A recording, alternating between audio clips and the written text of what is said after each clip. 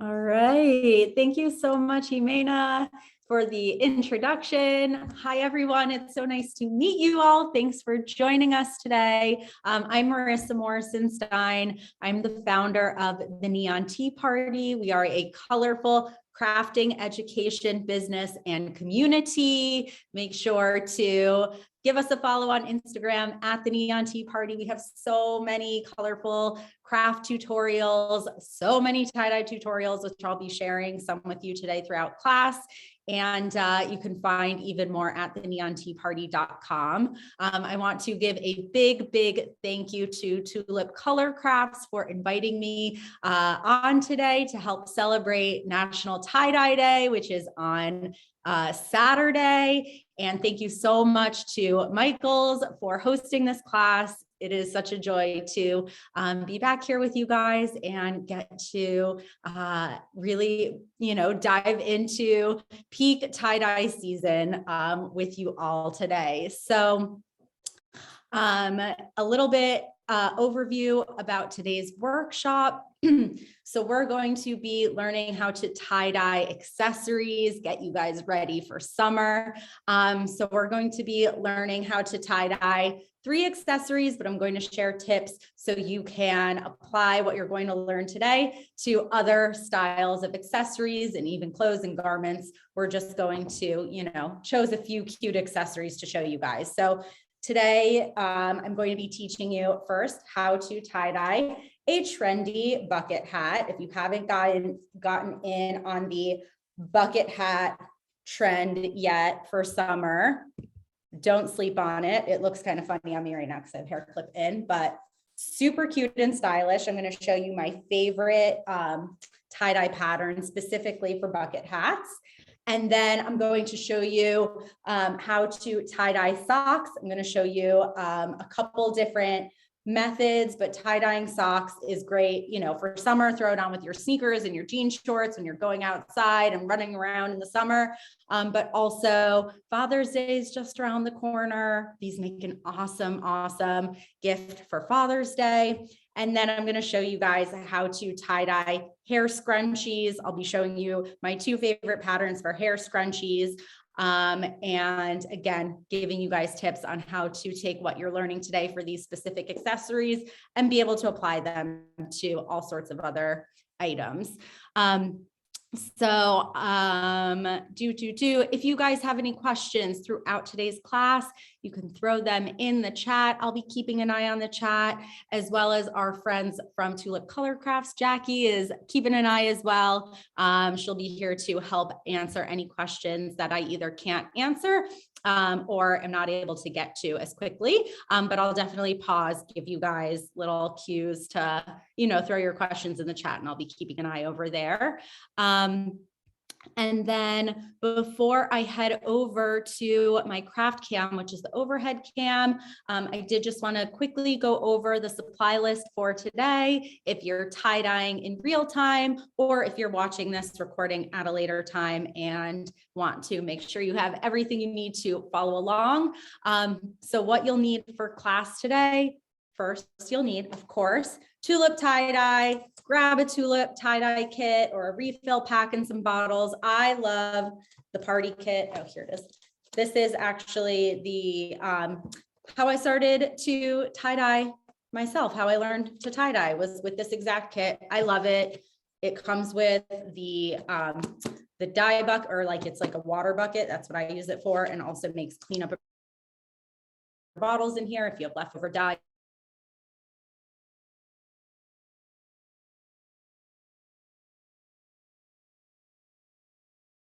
The kit, whether you have the kit or not, you're going to need Tulip One-Step Dye, which is so awesome. If you've never tie-dyed with tulip dye before, it's called Tulip One-Step because the one step is add water to the powdered dye, shake it up, and your dye is ready to go. You don't need to treat your fabric in advance. You literally just dampen your fabric and apply the dye.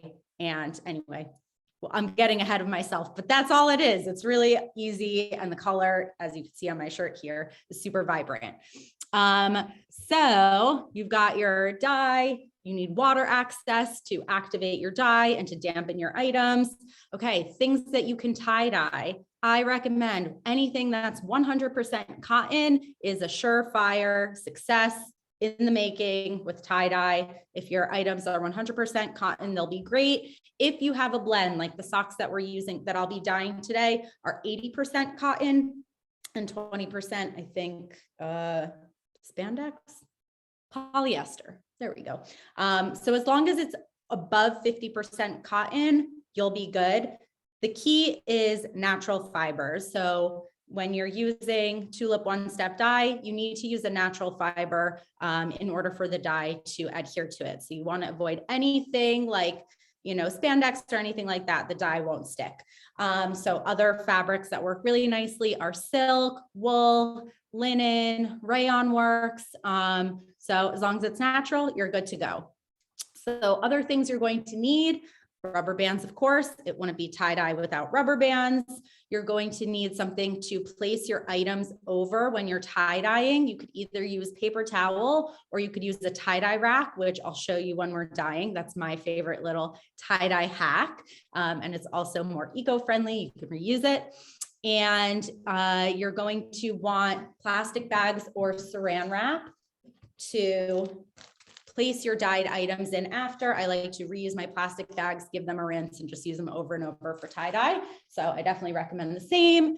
And you need to be able to protect your clothes and your hands. So make sure you have some rubber gloves handy. I like to use either kitchen gloves like this or like latex gloves. There's also gloves that come in the kit as well. So if you have the kit, then you're all set with gloves. And let me check my list. You're going to want to protect your surface. So you'll see, if you could see the craft cam, or when you look at the craft cam, you'll see I have a plastic tablecloth down that also comes in the tie-dye kit, and extra paper towel on hand or rags to wipe up any drips and spills as you go. And that's the supply list. So if you have any questions before we get started, is there a way, we have a question in the chat, is there a way to dye synthetic fibers? So there are certain dyes out there that are specific to synthetic fibers. Jackie, I'm not sure if Tulip, if you guys have a synthetic dye, I know there are kinds out there, but with Tulip One-Step, definitely use 100% or above 50% all natural fibers. All right, any other questions before we get started? Feel free to drop them in the chat. I'm going to be heading over to my craft cam, my overhead cam, and I will turn off this camera here so you guys can see the overhead cam, and that's where we'll be crafting. So I don't see any more questions coming through. So give me just one moment. I'm going to head on over to my craft cam and I will see you guys there. Oh, there it is. All right.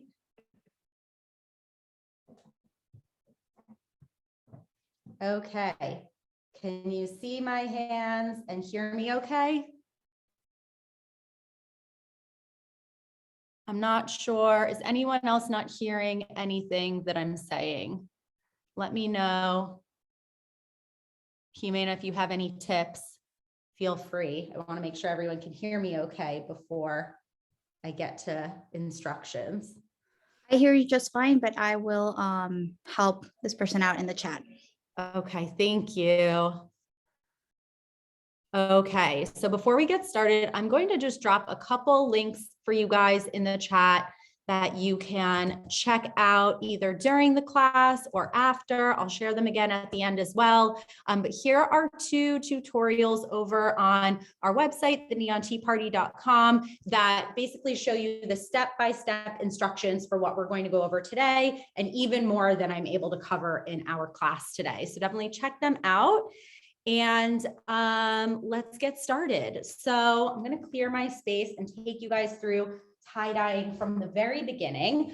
So the first thing that you're going to want to do when you are about to tie-dye is to prep yourself and to prep your space. So I mentioned before putting down a plastic tablecloth. You can also cut open a garbage bag. I'm on top of my dining table right now, so I have like an extra layer, like a thick layer of like a reusable table covering underneath. So if you're tie-dyeing a lot, it's good to have extra coverage. If you're tie-dyeing outside in the grass, you don't necessarily need this plastic, but if you want to protect your surface, definitely make sure you do that. Okay, so then you're going to want to, as I mentioned, have gloves handy. I have my apron on. You can also wear dark clothing when you're tie-dyeing, or of course, some clothes that you don't mind getting dye on. But just remember, tie-dye, if it gets on your clothing, that's the point of dye, right? It sticks to fabric. So just make sure you keep that in mind. And I also, again, recommend having a roll of paper towels or some rags on hand. I always like to sort of like wipe up as I go to just keep, you know, optimize your results with tie-dye. You want to, like, if you keep your station neat, then you'll have the best results with your tie-dye. Okay, so that's getting yourself and your space set up. The next thing that we're going to do is actually prep our items for dyeing. So I have my bucket hat here, again, 100% cotton, white bucket hat. I have my scrunchies, also 100% cotton. And then I have my 80% cotton crew socks. And as I mentioned earlier, with Tulip One-Step Dye, you don't really have to prep the fabric so much. You can absolutely, like, I always skip this step just because I'm, you know, I can get a little lazy about this, but it's recommended for best step or for like the best results to wash your items in advance. Just give them a regular wash just in case there's any treatment on the fabric. But you don't have to, and you don't have to pre-treat your items with soda ash or anything like that when you're using Tulip One-Step. That's again why I love it so much. It makes it so easy to tie dye. So all you're going to need to do is grab some water. You can either run the items under the faucet, or if you are somewhere where you need to bring water out to yourself, like you're teaching a class or, you know, in your backyard tie-dyeing, just grab a bucket of water. Again, this is the bucket that comes with the party kit, and fill it up and just dampen your items.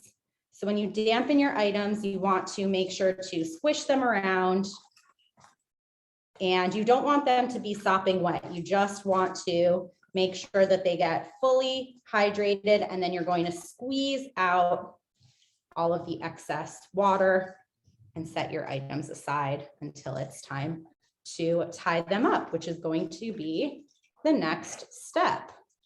Actually, I think we're going to make our dye first, and then we will tie them up. Okay, so items are wet. I'm going to set them aside. I'm going to set my bucket of water aside. I also like to keep it nearby to like rinse my gloves as I'm tie dyeing. I'll just kind of like dunk my glove hands into the water. Okay, so let's talk about making our dye. Really, it couldn't be easier. I've already given you guys the instructions. I just pulled out some of my favorite colors from the party kit, and then I left this one empty, this really cute peach color. So to activate your dye, you're just going to take water. I have a picture over here ready to go. I definitely recommend doing this with gloves, although I'm not following my recommendation. I'm just going to be extra careful, but just know that anytime you're handling dye, even when it's dry, once it touches your skin, it'll, like, you know, the dye will activate. So you'll get it on your skin. It's non-toxic, so there's nothing to worry about, except if you don't want, you know, your hands to be rainbow. So I'm just going to add water.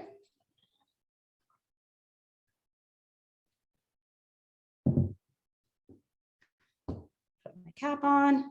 Definitely keep your little cap on. If you happen to lose your caps over time, it happens.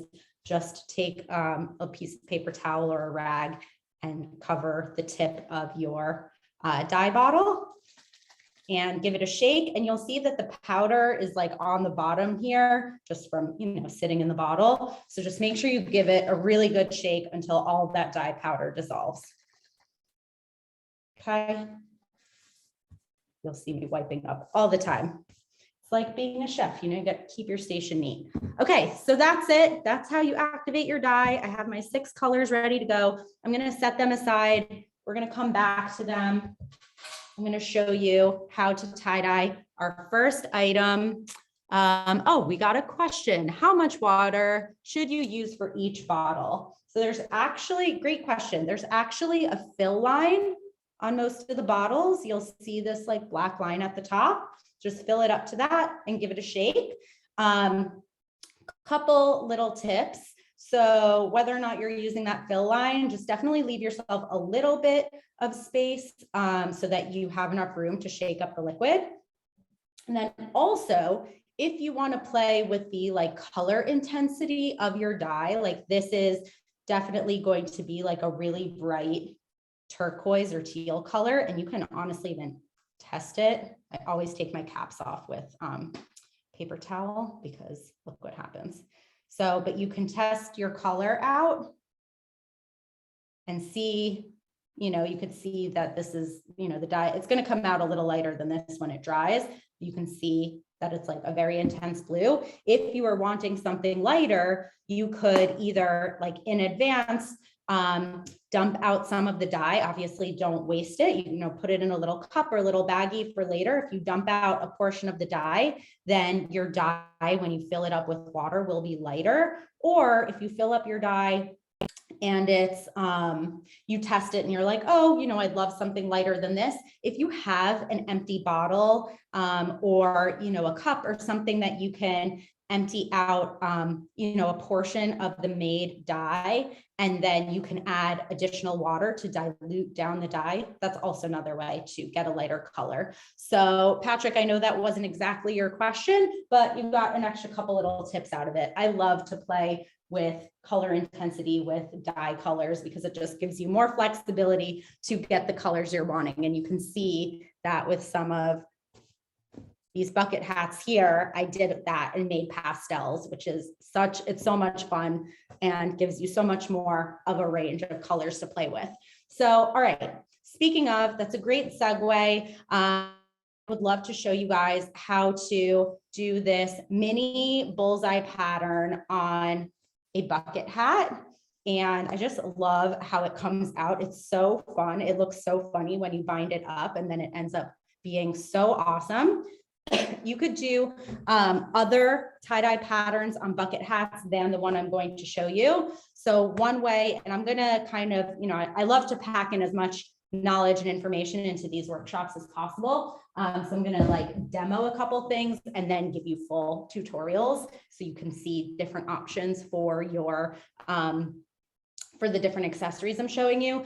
But this this pattern here, it kind of, if you look at it from the top down, it like has one color at the top, which is the lime green, and then it goes into the yellow, the pink, the purple. So if you're wanting something that looks like this, all you'll do before you dye your dampened hat is you'll accordion fold the hat using like the top of like the middle top of the hat as the middle, and then you'll just go back and forth, back and forth.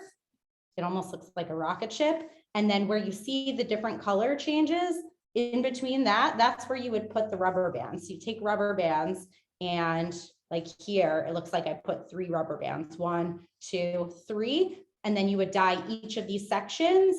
And depending on how much white you want to show, just make sure you really get in there with your dye.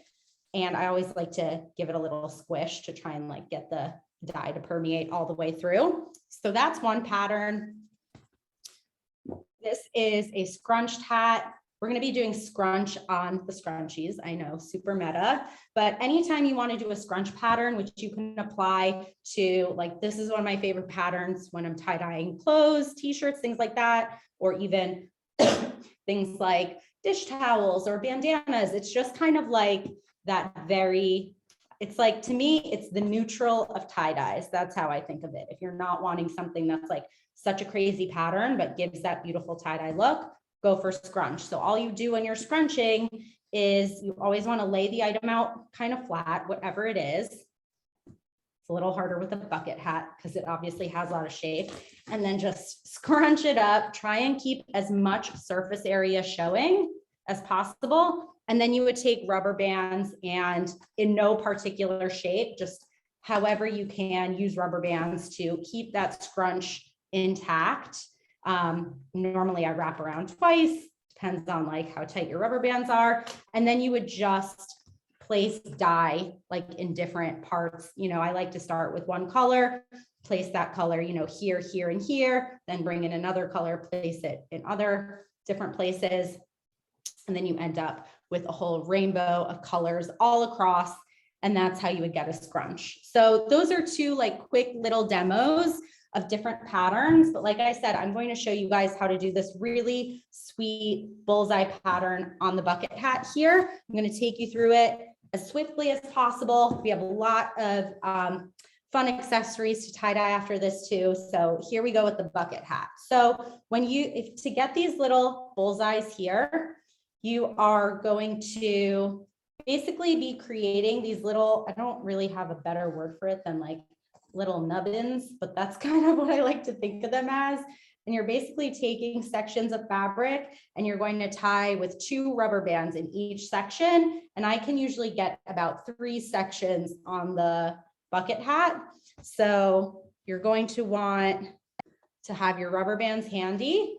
Just pick a spot on your hat. You want to make sure that it's not like too close to the edge down here, too close to the middle up here, like somewhere sort of in between the top and the bottom works nicely. And just pick a spot, pinch that spot, and just sort of move the rest of the hat away from it so that you the fabric kind of comes to a point with that spot that you chose in the middle. And then take your first rubber band, wrap it around. You don't want to go down too far because you're going to be adding another rubber band after it and you want to have space in between. So it could just be, like I said, it's just this little nub, and then take another rubber band, go down. For me here, I'm going to go down like about 1 inch and wrap it like that.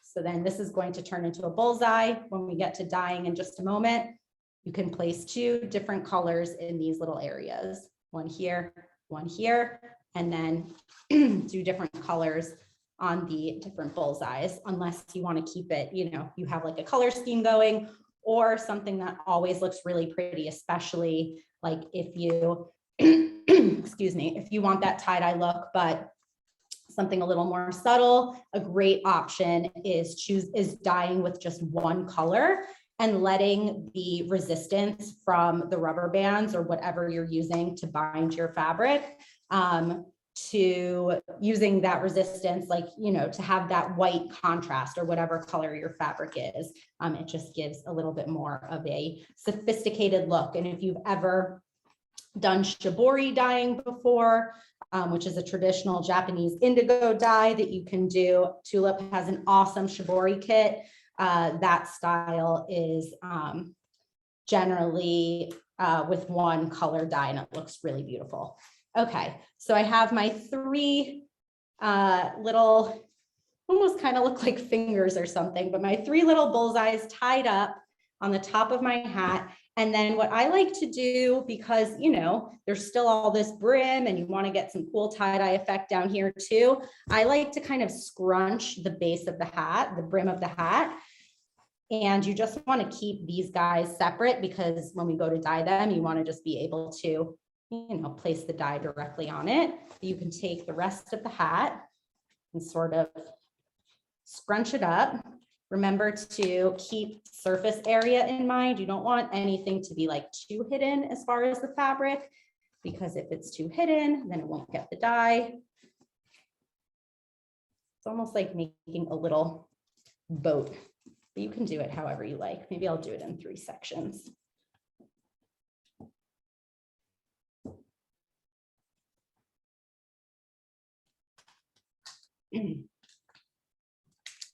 Okay, 1, 2, 3. And there's really no, other than keeping surface area in mind, there's no exact pattern that you need to follow here. Okay, so this looks totally crazy, but it's going to look totally awesome. I'm going to set this aside for the moment. I'm going to show you guys the patterns for the rest of the socks and the hair scrunchies, and then we'll dye everything all at once.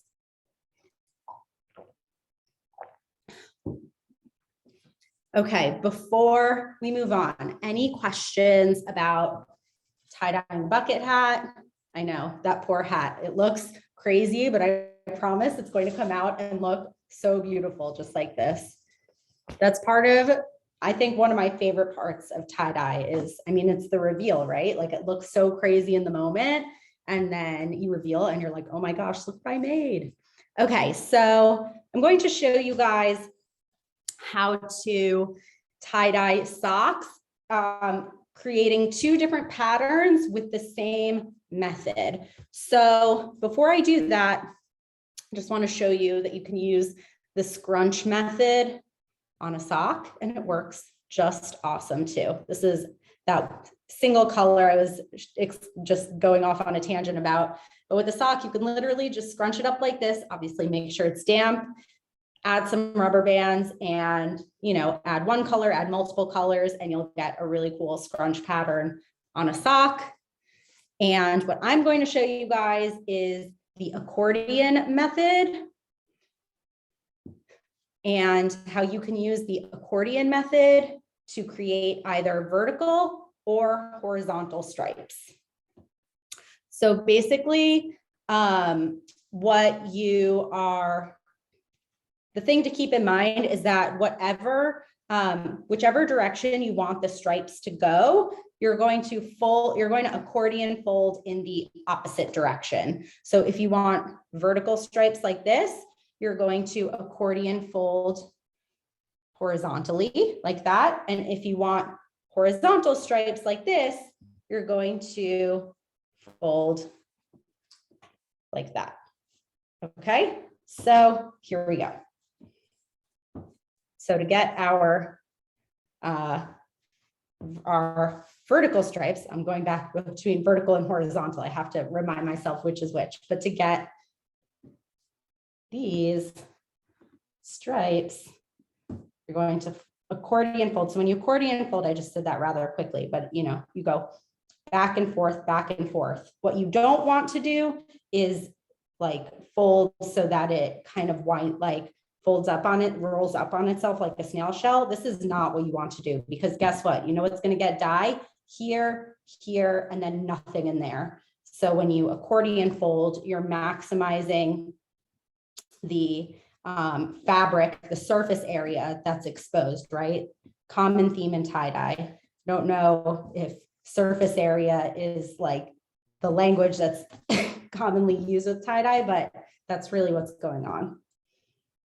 Okay, so then when you've accordion folded, then you could take rubber bands, and depending on the size of your socks, or depending on how many colors you want, you're going to add your rubber bands to keep it in place, and then each section can get its own color. You can see here I did, I guess, 4 different colors. I guess my dye might have been, it faded a little bit there, but this was orange, pink, blue, and probably yellow. So I'll use 3 different colors on here. And then when you take it, when you open it, once the dye has set, you'll reveal these long vertical stripes like this.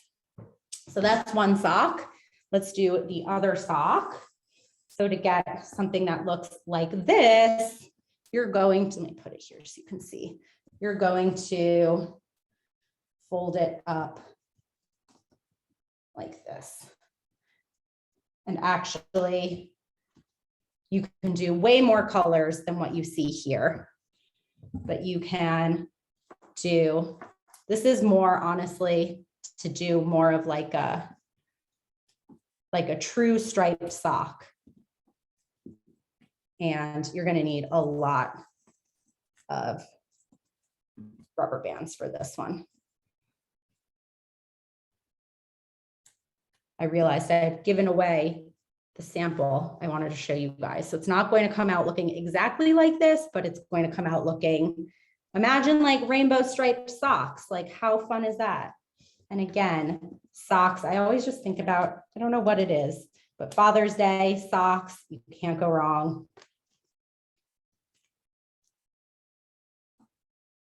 Okay, so while I'm tying these rubber bands, I have another great question that came through.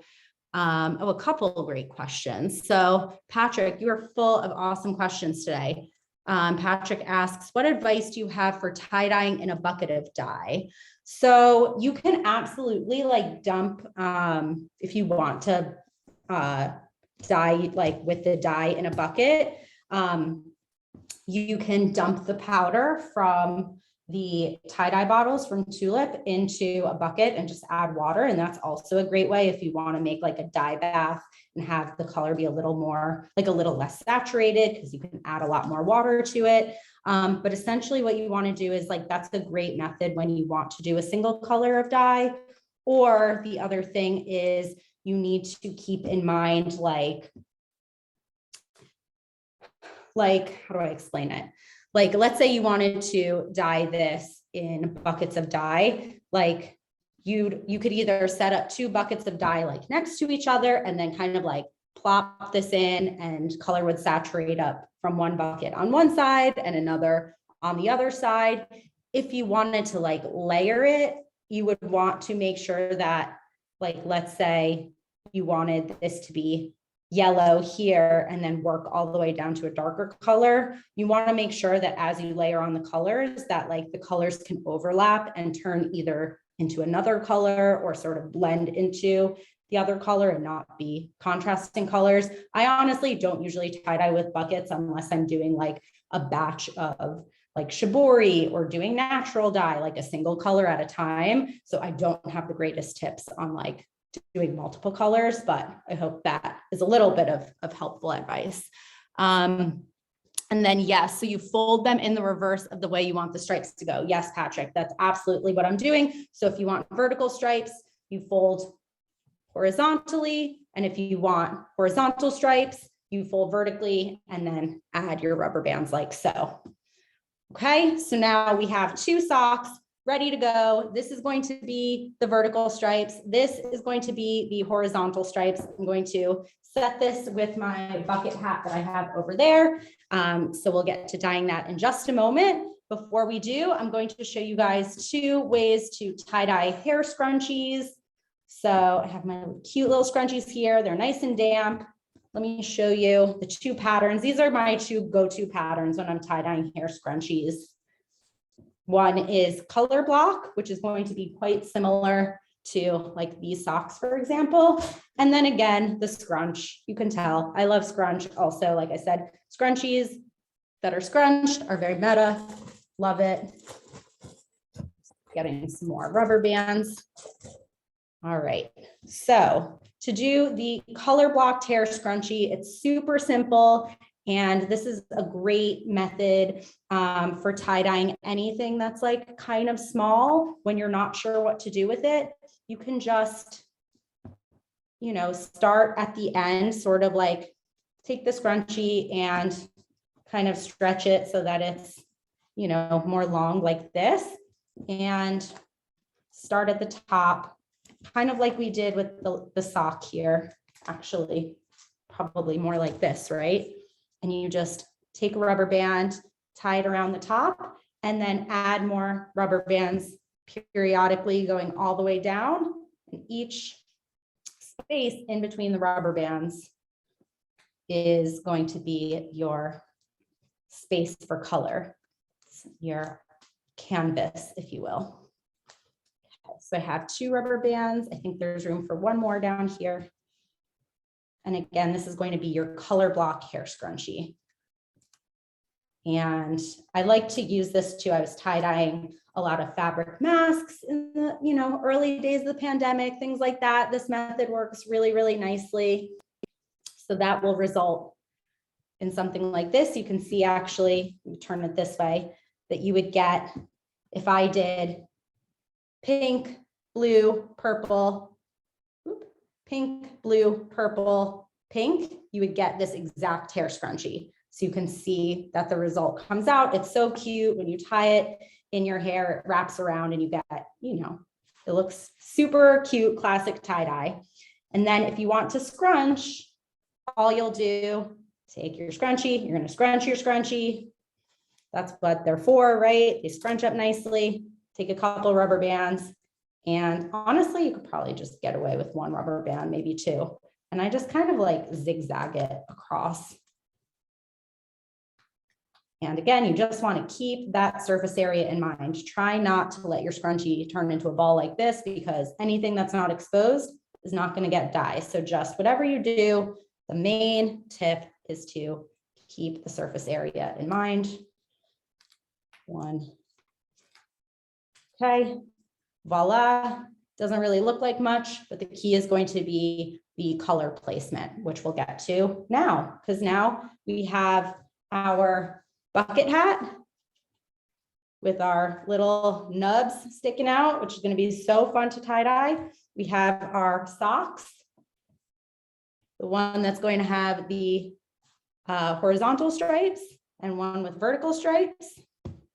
Then we have our two hair scrunchies, our scrunched scrunchie and our color block scrunchie. So now when it's time to dye, there are a couple things you're going to want to do. Before I get into that, I just want to ask if anyone has any questions about tie-dyeing scrunchies, about any of the tying methods that I showed you guys, anything you want to see again before we get started.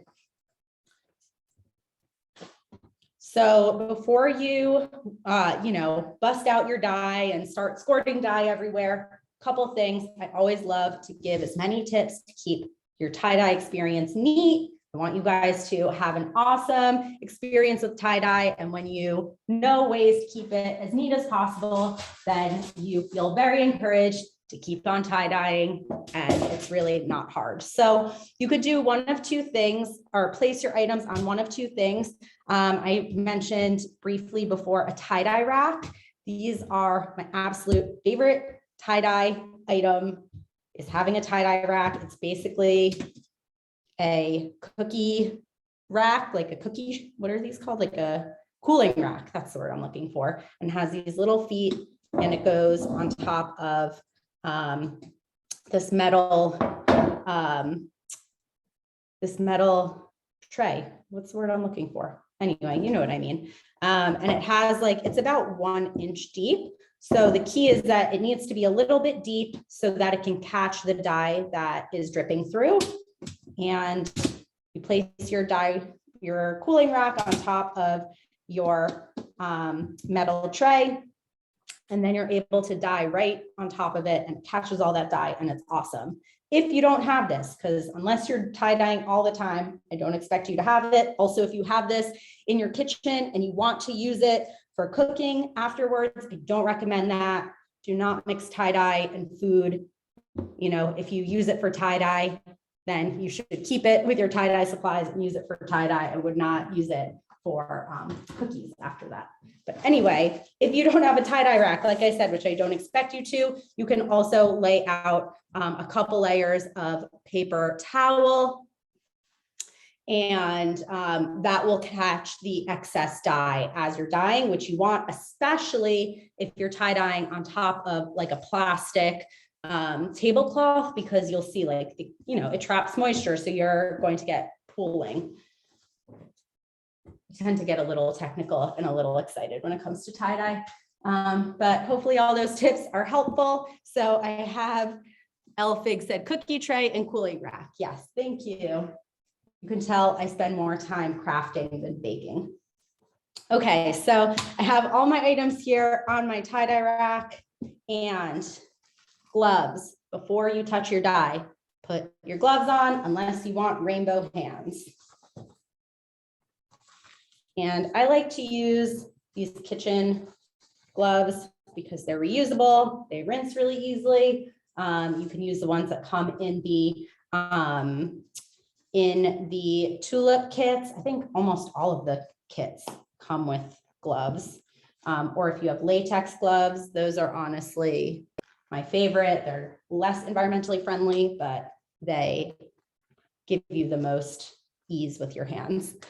You can see I'm using a paper towel here to remove the caps from my die. Another little trick to keep things nice and neat. And then just put your caps somewhere safe, especially when you're tie dyeing in the grass, they tend to run off. So I'll usually have like a little cup or something to collect them in, or a little Ziploc baggie. Okay, this is when I've taught parties before, it's removing the caps that often is the thing that takes the longest. Okay, here we go. So I have my die off to the side here. Let me clean up the camera view so you guys can see what's happening. And let's start with that awesome bucket hat, shall we? So I have my colors here, put these off to the side. Okay, so the other thing that I have handy are Ziploc bags. You can also use saran wrap, but when it comes to small accessories like this, they're really easy to just throw in a little Ziploc bag. I even have like the little snack bags here for the hair scrunchies. You just want something that's going to be large enough to hold your item. And ideally, each item is going to go in a separate bag because you don't want to like accidentally get dye in a spot that you don't want it to, like a color. You don't want to get like purple where there's green. So you know what I mean? It's good to keep everything separate. Okay, enough tips. Let's get to tie dyeing. So we have our, again, this is our bucket hat. Let me show you guys one more time what this is going to look like. You have these adorable little bullseyes. And so that's what we're going to create. So the key is to choose 2 different colors, and I'm going to start with the top, and I'm just going to choose these at random. And I like when I'm doing these to make the color combos different on all 3. So I'm just applying dye right to the very top of that little spiky guy. And we have green, let's choose pink. I like to do super contrasty with these. I think it looks really fun that way, but you can do more subtle if you want to pair like green and yellow and blue and purple. It's totally up to you. I always like to go crazy with my colors, right? That's part of the fun of tie-dye. Got blue. Let's do that really pretty peach here. And just squeeze super gently. You don't need a crazy amount. And it also helps to control the color and keep, you know, the blue is going to leach down a little bit. So the neater you are, the nicer your results will be. Pink there. Okay. Another great question. How do you know how much to put on? Okay, great. We have a couple of questions about how much dye to apply. So start with, you know, just first of all, gently squeeze. You don't need to squeeze a crazy amount. This is always the funny thing when especially younger kids are tie dyeing because they just want to like squeeze the bottle and it goes crazy. But just, you know, squeeze enough so that it drips out.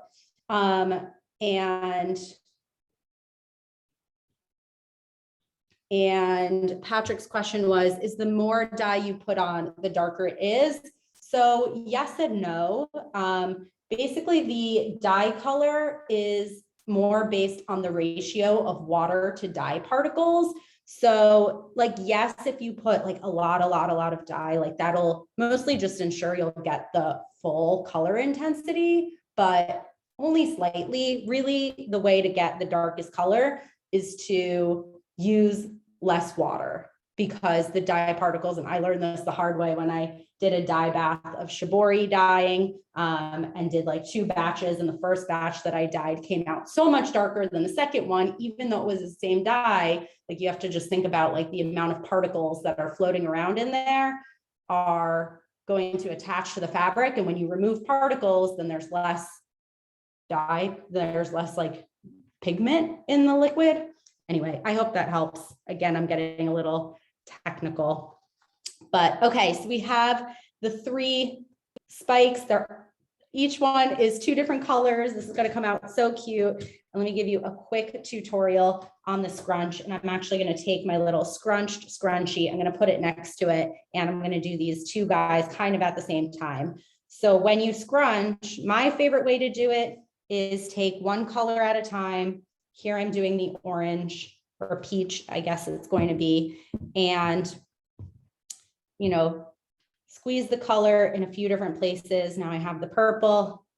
And this, for me, when I do this, I just think it helps to kind of get like an even balance. And it also helps, I think, with color placement. Like when you can, and I know this is a little far down, I can't really let me hold this up in the air. Will be more helpful to you guys. I often like to think about color placement, colors going next to each other that are next to each other on the color wheel or blend together to make a new color.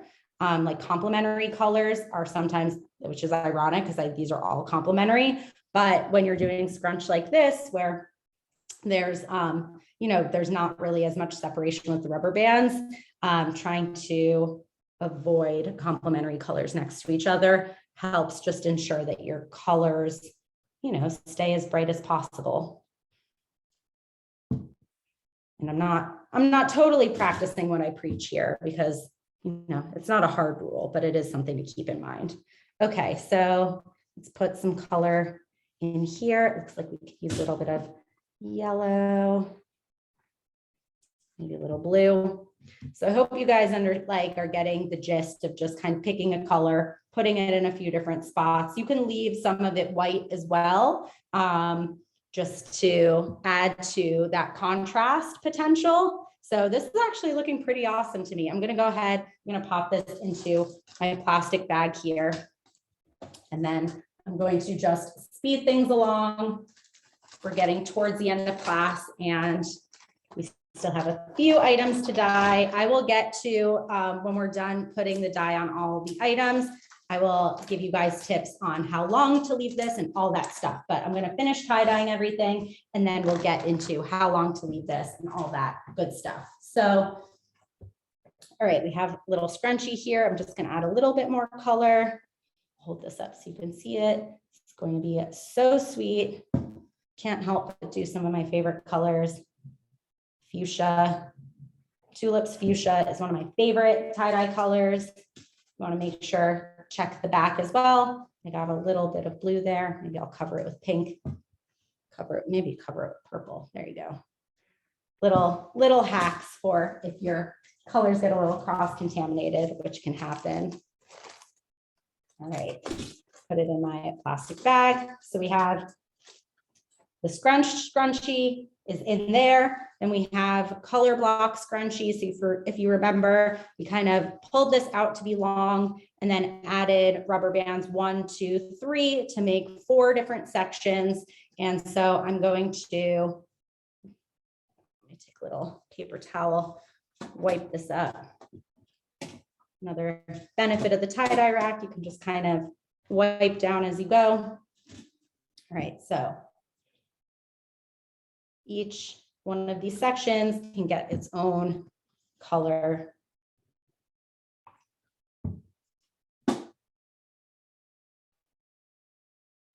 This is going to be so pretty. Look at the vibrance of the tulip tie-dyes are so bright. If you haven't figured it out, I am a color lover, so the colors make such a difference for me. Okay, so one tip here, I'm just like squishing each section and rinsing my hands in between. And that's just like a funny little tip to make sure that you get as much color permeation in between, like in each section as possible. All right, so this little scrunchie is going to be so cute. It's color blocked, it's ready to go. I'm gonna pop it into my Ziploc bag, and then we just have our socks. Okay, pop that in here.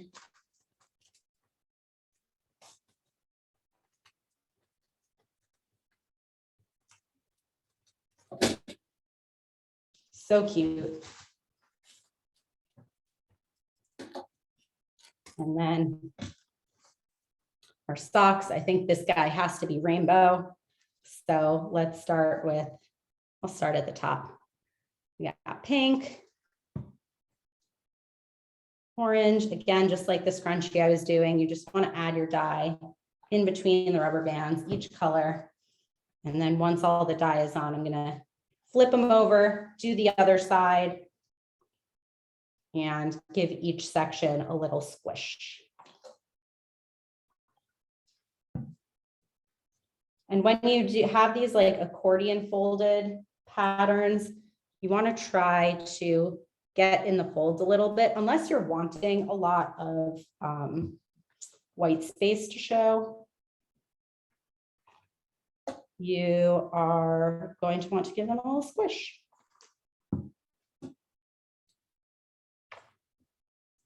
All right, so let's flip this over, make sure the other side, just carefully. Okay, just gonna fill in any gaps, any missing spots of color. Oh, purple's good, blue's good. Let's do a little bit of this. Lime green, yellow, orange. And then, it's a little off camera. Let's bring that back in for you guys. Cool. And then I'm gonna give it a squish. And if I think that the colors will rub off on each other, just give your little fingers a little rinse in between so you don't carry unwanted color. And the squish, again, just helps your dye sort of permeate. It's one of my little tips. Okay, so for whenever you do an item like this where it's long and there's you know, a lot of color blocking going on, this is when I like to wrap it up in plastic and keep it long like a snake like this.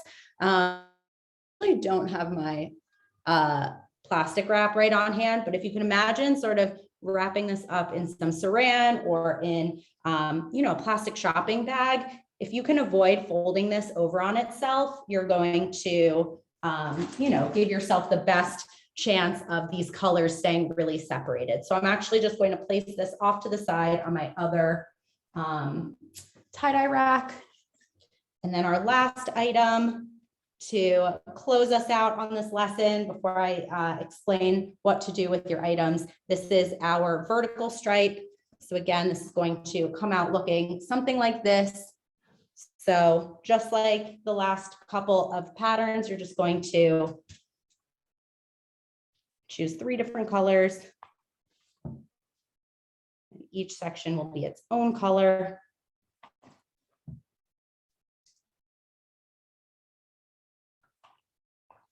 Flip it over. This is what happens when you don't wipe your spot in between. You get a little bit of blue where you want orange to be. It's all good. Okay, so there we go. Again, little squishes help. And then you'll pop this into your plastic bag. So what to do once your item is in the, you know, it's done, it's staying nice and damp in its little plastic bag home. So basically with Tulip One-Step Tie Dye, you can leave it from anywhere from like, I think you could get away with even leaving it just 4 hours. I usually say 6 to 24 hours. My general rule of thumb is if you're tie-dyeing early in the day, then you can usually rinse it out and wash it before bed. If you're doing it in the afternoon or in the evening, go to sleep, wake up, and then in the morning you get to open your tie-dye and it's so much fun. So 6 to 24 hours, leave it in the plastic. Leaving it in the plastic bag keeps your item damp, allows that dye to really permeate, and you know, it ensures a intense color, which is probably what you're going for. So when it's done soaking and it's time to rinse, put your gloves back on. Again, anytime you're going to touch dye, unless you want rainbow hands, put on your gloves. You're going to remove the item from the plastic bag. I like to give it a rinse under warm water with the rubber band still on, just to like do an initial rinse of excess dye. Then you can go ahead, remove those rubber bands, continue running it under warm water until the water starts to run clear. Some people like to do it in cold water. I'm just like, go for the warm water. It might like dilute the dye a little bit more, but you're going to wear it and wash it over time. So I like to just keep it warm. And then once you've rinsed all of your items, you can wash like colors together. So these are all like kind of, let me just bring this in. These are all like, you know, mostly rainbow. So I would probably wash all of these together. But if you're tie-dyeing and some of your stuff is like cool colors and some of your stuff is like yellows and oranges and warm colors, I definitely recommend washing those separately just to avoid any, again, unwanted cross-contamination.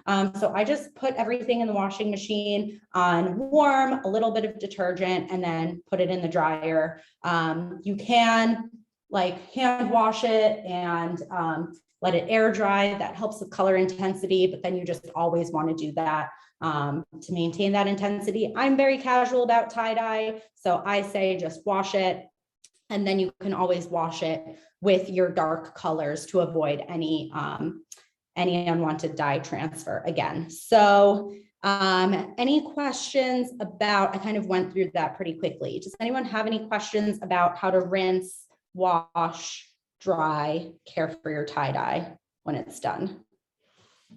Okay, I see one question. Is the dye permanent or will it fade over time in the machine after a couple washes? It is permanent. It is awesome. I exclusively tie-dye with Tulip One-Step Dye. I absolutely love it. You can see, I mean, this is like a little lighter. It definitely over time, and depending what the fabric is, it'll get a little bit lighter over time, just like any dyed fabric, but it's really super vibrant and it will definitely not go away. You know, it's true fabric dye, just like any other clothes you're wearing that has fabric dye, it works the same. Any other questions? Are there any fabrics you should not tie dye? Yes. So when you are using Tulip One-Step Dye, you want to use, ideally is 100% natural fiber. So that's cotton, linen, wool, silk. But if you are using a blend, just make sure that it's at least 50% natural fiber. So if you're, a very common thing is like tie-dyeing sweatpants and sweatshirts. Those are often going to be some kind of cotton synthetic blend. Just make sure it's at least 50% cotton. Okay, what about washing the washer so dye doesn't get in the holes of the washer and get in other clothes? Definitely not necessary. I mean, I think maybe if you're nervous, you can test it if you're like unsure of if maybe your washing machine's old or something like that. I've never experienced that. I tie dye obviously all the time, and I'll put a regular load of laundry in after. Usually the machine, you know, it rinses itself. Just make sure that when you wash it, you're using soap and it'll usually rinse it out. There's also a couple brands of, they're called color catchers, and they're these little sheets that you could put in the, no, that's in the dryer, I think. Never mind. Forget that. But no, you can wash your clothes after, but if you are nervous, you can maybe try washing darks in afterwards instead of like your whites. The washer uses less. What's your favorite thing to dye? Color to use? Color catchers work in washer too. Yes. Okay. Thank you. I knew that. Everyone tells me I should use them and I've still never tried them. Do you use salt to mix in powder dye? I don't. I believe that that's like a tip to help with color intensity. I don't usually do that, but it can't hurt to try. The dye itself has soda ash, which is what like binds the dye to the fabric. And Patrick, what's my favorite thing to dye or color to use? I mean, I love all the colors. My favorite colors are pink, orange, yellow, and green, but I also love purple. And my favorite things to dye are, oh goodness, I just like to tie dye anything that I don't already have tie dyed. So right now I'm wearing a tie dye apron, a tie dye long sleeve shirt. I like to find items in the real world, like things that are like kind of nice, like my long sleeve shirt, you know, from like a nice store, and then tie dye that. But you have to be comfortable tie dyeing to take that leap if you're going to get something nice and dye it. Okay, any last questions before I come back to my face cam and give you guys some final tips and goodbye? Okay, I'm not seeing anything, so I'm going to switch back to my face cam and I'll share a couple just last little resources. So Jimena, I'm going to come back to my face cam now. Sure, I'll switch it over once you turn it on.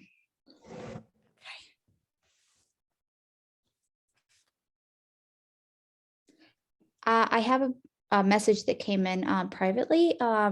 Doesn't drying the clothes in the dryer set the dye better? Does it set it better? I don't know if it actually makes that big of a difference. Jackie, I don't know if you have any thoughts or experiences on that. I think a lot of people think that air drying it helps the color stay more intensely. Actually, you know what? I do have an answer for you. When you let things air dry, the color tends to bleed into the spaces that you want to stay white. So the reason why I really like to use the dryer to dry stuff is because it dries things a lot faster, so that the spaces that you want to be white, like where your rubber bands were, doesn't accidentally get like the color sort of bleeding in if it were slowly air drying. So a common question that I get is, how do I keep the white parts white? And my tip is always to dry it in the dryer instead of air drying it.